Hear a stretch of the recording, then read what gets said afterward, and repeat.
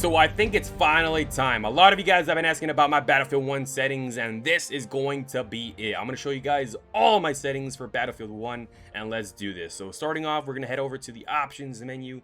And as you can see, we have 4 different categories of settings, but I'm going to go through all of these and show you guys exactly what I changed. So we're going to head over to controls, and right off the bat, what is probably my #1 question, that is the stick sensitivity. But there's actually 2. There's soldier and there's vehicle. I changed both of these to 45. I think default might have been 50 or 70. I lowered them down just to 45, very simple. But there's one more that's actually very important, and that is the soldier zoom sensitivity, which I think is new to Battlefield 1. I think default is 100. I lowered it down to 60. This is basically when you ADS. I think the sensitivity was just way too high when I ADS, so I lowered it down, and now I feel a lot more comfortable. So play with this, find the sweet spot, and you should be good. So I think that's all I changed for basic, just these 3 right here.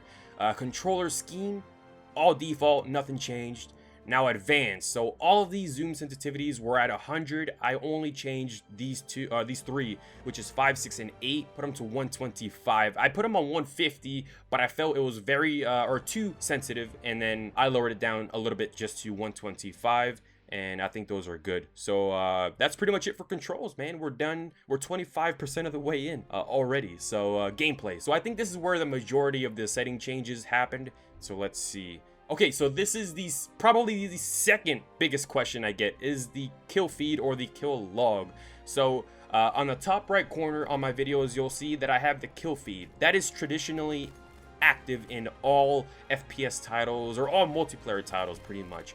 But the developers of Battlefield 1 decided to clean up the HUD a little bit and disable the kill feed, so it is hidden. But luckily, they allowed you to go in the settings and put it back on, so that's awesome. They basically just did it just to clean up the HUD a little bit, simplify the HUD, and not have it too cluttered. So I'm very happy that they actually did give us the option, because if not, that would really suck. Like, I'm a big fan of the kill feed. I love seeing the kills, keeping track of the kills, and if you get like a multi-kill, man, a 4-man feed, it's badass to see your name pop up and back to back and just see all those kills rack up. So I love the kill feed. And yeah, so that's it for the kill log. I think that's about it for that. Hit indicators. So I changed the colors. So by default, I think this is all white. I basically labeled these in terms of intensity. So for a simple hit, yellow; for a headshot, orange; and then a kill, red. Yeah, so default these are white, I think, but people love to play around with this. They put them pink, green, blue, vibrant colors. You can put them basically whatever you want. It's up to you. And I think that's about it for that. Wait, HUD? What do we do for HUD? Minimap size, which is another question I get. All I did was increase it a little bit to 125. I think default is 100. I actually put it to 150, but it was a little bit too big, so I lowered it down just a little bit.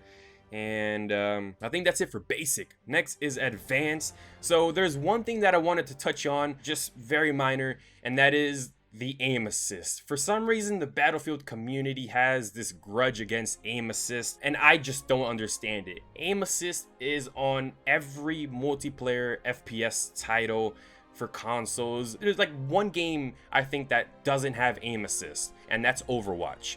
But every other FPS title on console has aim assist active by default. It is meant to be used. You are supposed to use aim assist. It's there for a reason. Use it. But I don't know, the Battlefield community just has this pride where they want to be the best that they can be, so they turn off aim assist. They like to challenge themselves, but don't fall into the peer pressure. Use aim assist. It's there for a reason. You're supposed to use it. If you want to challenge yourself, if you want to play hardcore, take off aim assist, that's up to you. So yeah, I just wanted to touch on that. But we're done for gameplay. Audio, I don't really change much for audio. I think the only thing I changed was the sound preset. So I have it on headphones. I think default was small speakers or something like that. There's a couple of different options that you can put on, but I'm using headphones, so I put on headphones. I think VoIP was on by default. Oh, okay, so another big one. A lot of you guys seem to be confused as to why certain countries are speaking English instead of their respective languages. That is because I put my team speaks my language. So no matter what team I'm on, the characters will speak English, and that's basically it. I just changed this option. So the Germans, you can hear them speaking English. The Italians, you'll hear them speaking English. It's just a simple setting that you can change. So yeah, and it also helps you out because you can understand what the hell they're saying. But I see some people saying that it ruins the immersion if you put it to English. It's up to you, man. I just like to hear what my teammates are saying, or the characters are saying. So that's pretty much it. VoIP I think was on by default. That's it for audio. One more video, and there really isn't much here at all. So field of view, I think default it was at 50. I bumped it up to 65. You can play with this however much you want. You can go as far as what, 100? 105. I know this is pretty big on PC. They just added it into like Battlefield 1 for console, so this is pretty new. All the console players can had fun with this and increase it, decrease it. I put it on 65. It's not that big of a deal.